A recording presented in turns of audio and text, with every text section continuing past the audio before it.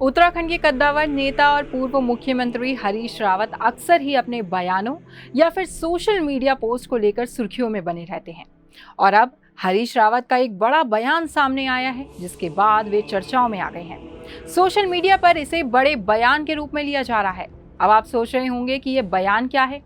दरअसल कांग्रेस के दिग्गज नेता हरीश रावत दिल्ली जा रहे हैं। दिल्ली जाने की बात पर हरदा ने एक ऐसी बात कह दी जिससे राजनीतिक गलियारों में चर्चाएं तेज हो गई हैं। हरदा का कहना है कि आज दिल्ली में उनका अंतिम राजनीतिक प्रवास होगा, जिसके बाद उनके राजनीति से संन्यास लेने की चर्चाएं तेज हो गई हैं। उन्होंने कहा कि आज दिल्ली में उनका अंतिम राजनीतिक प्रवास होगा।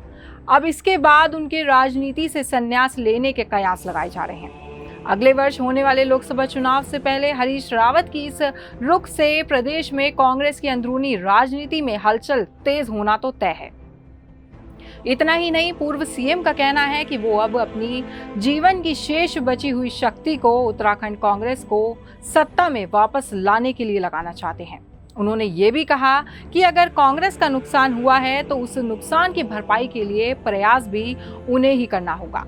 उन्होंने कहा कि इस नुकसान की भरपाई के लिए वो एक सामान्य कांग्रेस जन है, जिन्हें किसी पद की आकांक्षा नहीं है।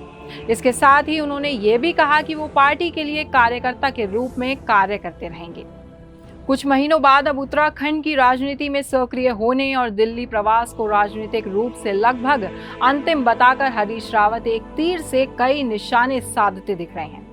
कांग्रेस का राष्ट्रीय महासचिव और कांग्रेस कार्य समिति सदस्य रहते हुए उन्हें पहले असम और फिर पंजाब का प्रभारी बनाया जा चुका है। बीते वर्ष विधानसभा चुनाव से पहले उत्तराखंड में पार्टी के लिए काम करने की उनकी इच्छा को देखते हुए ही कांग्रेस हाईकमान ने उन्हें पंजाब कांग्रेस प्रभारी के पदभार से मुक्त किया था।